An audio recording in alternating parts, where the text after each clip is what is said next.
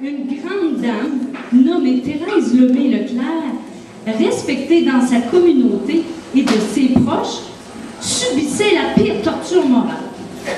Être assise au banc des accusés et subir un procès devant un jury fort festif. Alors, à ses 75 ans, elle fut acquittée et condamnée à vivre longtemps auprès des gens qu'elle aime. 5 ans plus tard, jour pour jour, aujourd'hui, le 29 juin 2008, le réputé sarcastique maître Michel Leclerc rappelle à la barre Thérèse Lemay pour l'accuser de plusieurs autres méfaits.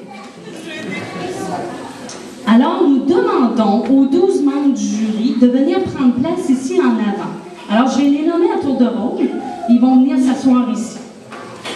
Il y en a déjà un de rendu. On représente l'audience.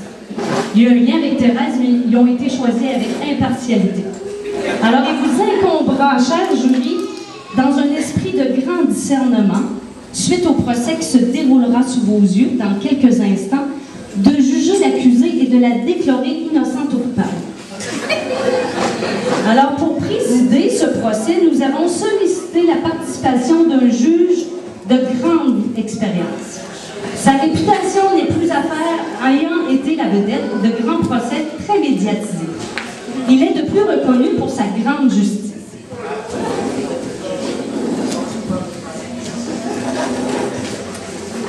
Sans plus tarder, veuillez vous lever pour accueillir l'honorable juge Fred Leclerc.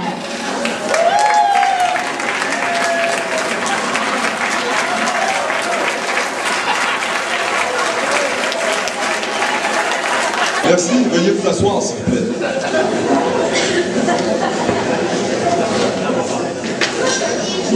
Nous allons maintenant demander aux avocats de la défense et de la couronne, maître Michel et maître Francine, de bien vouloir se présenter à la barre.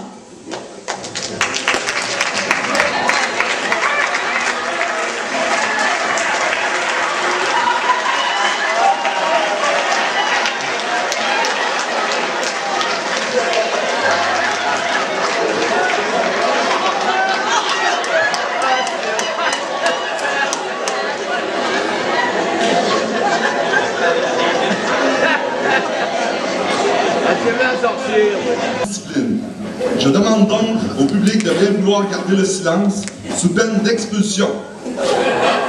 Je demande maintenant qu'on amène Madame Thérèse Lemay-Leclerc au banc des accusés.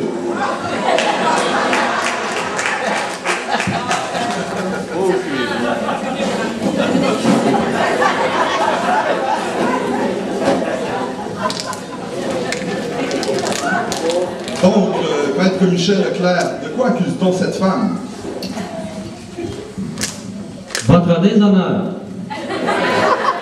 Dans un premier temps, je voudrais faire remarquer à la Cour que cette cause est tellement pathétique et grave que vous remarquerez que comme avocat de la Couronne, je me suis parfois identifié aux victimes en utilisant le « je », et ce, pour mieux faire comprendre le sens de l'accusation.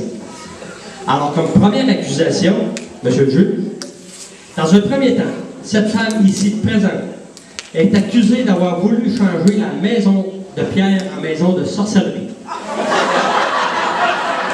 À preuve, un certain curé Valin qui venait passer des semaines de convalescence. Tantôt, on le voyait se promener sérieux comme un pape à lire un certain livre intitulé Le Bréviaire. Et quelques moments plus tard, on pouvait le revoir à quatre pattes sous un lit ou en train d'imaginer un de ses sortilèges pour impressionner notre mère. Comportement très étrange pour un curé. Ou peut-être notre mère prenait-elle malin plaisir à ce manège étrange. Mais pour nous, hélas, pauvres et jeunes enfants sans défense, face à cette sorcellerie, que pouvions-nous y faire et surtout y comprendre? Il y a aussi votre rectum, dans un deuxième temps,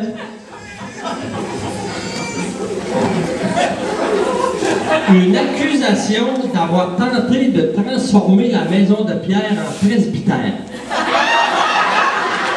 À preuve, les nombreux curés de Saint-Édouard qu'on a eu l'occasion de côtoyer dans nos dîners ou soupers de famille. Les plus jeunes de la famille n'ont pas connu le curé Giguère. Eh bien, je leur dis qu'ils ont été très chanceux que cette grave maladie de la curéite ne frappe pas notre mère en plus bas âge. Imaginez, mes chers amis, les curés Giguère au Béraud, assis à la table à manger.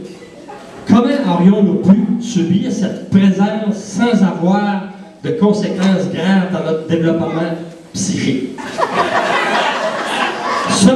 Cependant, Dieu nous garde, elle aurait bien pu attraper une maladie encore bien pire, soit la maladie des témoins de Jéhovah. Objection, cette pauvre femme est tout simplement victime de sa grande générosité et de sa grande hospitalité. Ce dénommé Valin dont vous parlez, envoyé à quatre pattes, traquait cette femme après ses longues journées de labeur pour lui faire subir on ne sait quel méfait. Continuez, juge Leclerc.